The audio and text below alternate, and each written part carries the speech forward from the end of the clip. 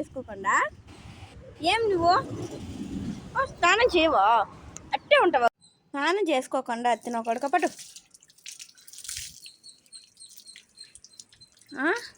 స్నానం చేసేదిలే.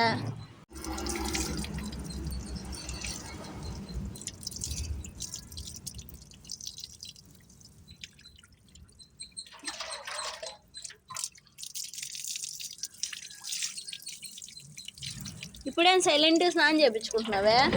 మళ్ళీ ఇసుకలో పోయినావు అనుకో, గుద్దుతా వేసి. సరేనా? ఇసుకలో పోకుండా ఎండలో పోయి ఆడుకో. ఓకే? చల్లగా ఉందా?